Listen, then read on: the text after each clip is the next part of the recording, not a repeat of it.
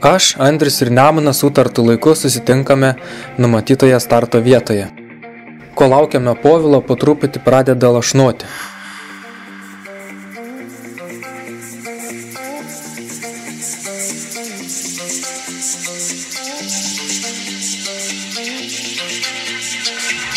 Vos ne pusvalandį vėluoju. Šio vakaro tikslas nuvažiuoti iki Jonavos ir įsikurti prie kokio nors vandens telkinio. Kleboniškio mišku važiuojame iki Jonavos, maršrutu, kuris driekiasi palei Neries pakrantę. Lietus po truputį stiprėja, bet mes dėmesio į jį nekreipiame. Prie gražios atodangos stabtelėjome pailsėti. Kiek mes sukrinėm? Virš 20. Tuoj pasakysi. 17. Prie stiprėjančio lietaus prisijungė ir perkūnija. Vienas žaibas taip arti trenkė, kad net ausyse sutraškėjo. Po stipresnio žaibo Andrius susigūžta ir šaukė.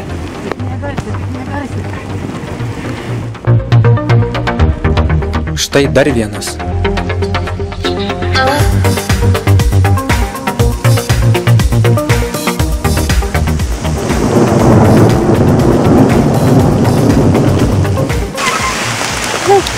Lyja?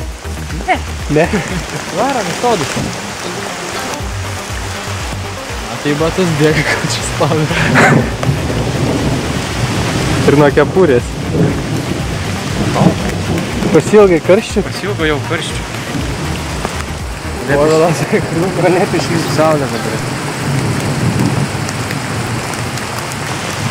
Tikrai Kaune lyjo. O praustis galima. Įsitraukia muilai. Važiuojam? Vis tiek šlapėjau. Nemunas jau skundžiasi, kad guoliai nuo žvyro traška.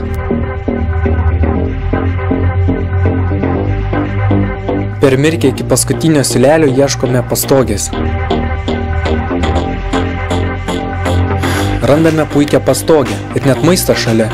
Kol laukiame kebabų, pasikeičiame ir drabužius.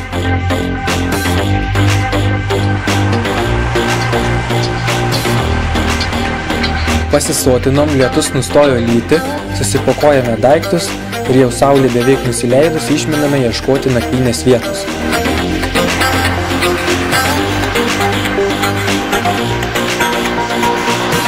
Nusprendėme įsikurti prie beržų tvenkinio, bet niekaip nepavyksta rasti patinkančios vietos. Pirmyn atgal, kratais kvadratais ištrinėję pakrantės, numynę 42 km įsikūrėme miške.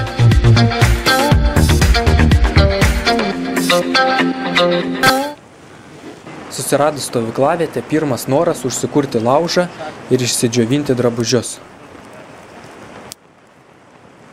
Kai įsikūrėme, pastebėjome, kad pilna žemė rudųjų skruzdėlių. Norint jų išvengti, reikia judėti. Jei trumpam sustoji, iškart įlenda kur nors. Bet kartais užlipa iki nugaros ir tada kelis kartus įkanda, kol ją surandi. Iš kur man žinot, per kurios ten praėjo, gal iš vis pro apačią? Andrius naudojasi saugojimosi techniką nuo rudųjų skruzdžių. Jo, sekantį kartą turėtų kojines iki kelių ir kelnes. Iki. Geras daiktas. Jo, kelias. Paskutinis darbas baigtas, vakarienė išvirta. Matosi, kad Andriaus apsauga nuo skruzdžių tobulėja.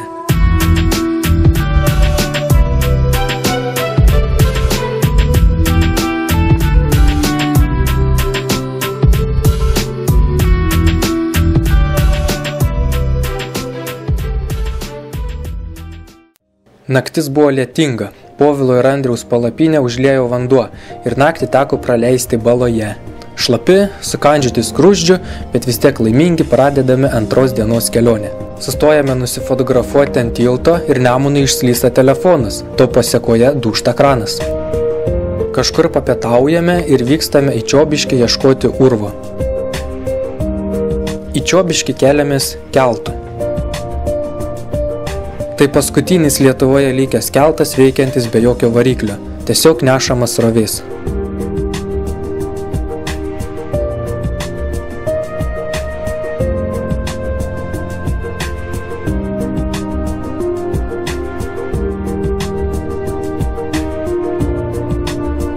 šio urvo tikslios vietos nežinojome. Nemažai laiko sugaišome, kol jį radome. Nu, kas ant virtos pasakinėti?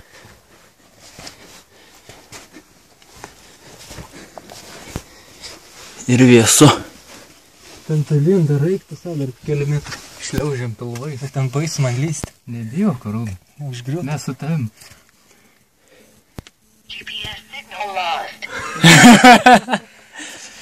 Na, Rūnai, aš filmuosiu. Jeigu ką, turėsim įrodymų, kad pats įlindu. GPS signal lost.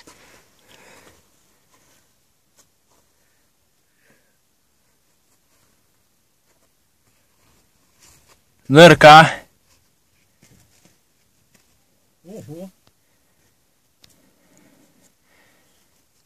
Daug ten vietos. Dabar stovi. Einu, einu ir aš. Kas stovi dabar? Pasilenkė. Ai. Nu ką, vertėjo važiuoti? Oi, nesimato, apšviesim tave. Jo. Jau, fainai. Ten tolin kaip. Nu ką, gal.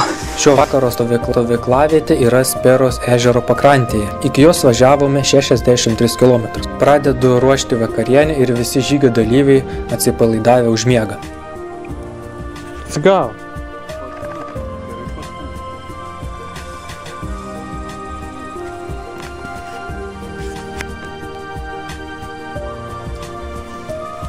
Po paros laiko atsigavo fotikas.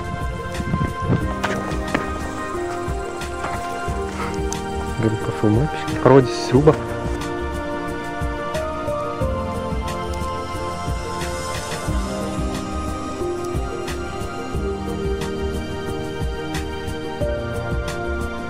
Naktį Andrius nusprendžia praleisti lauke. Laukuosi, nieki. Tas davidarių laukų, kuri buvo panačiai. Išlakas, užlapas.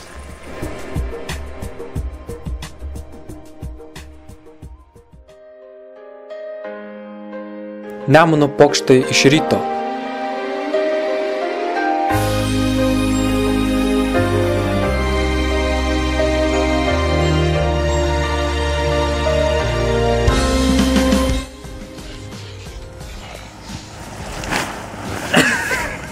Burnas.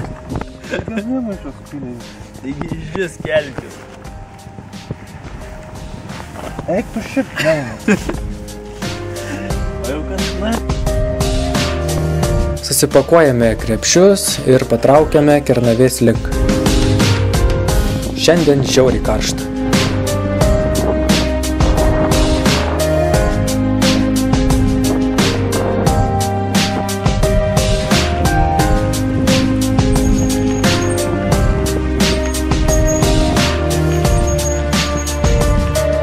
Nemunas atsilieka ir pasuka į kiemą. Galvoju, ko ten?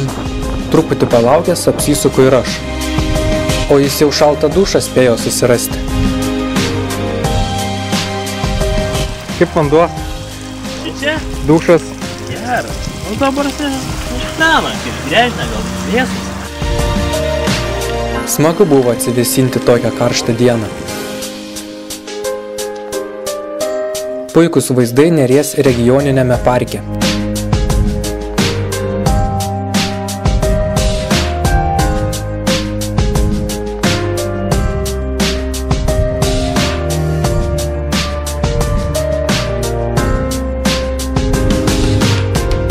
Priekyje laukia smagi nuokalnė,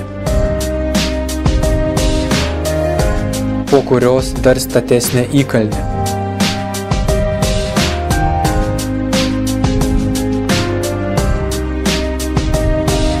Atvykstame į Vievį ir čia baigiame nuotykių išvyką dviračiais. Traukinys atvyks dar negreitai, tad pavėsyje ištiesiame kojas.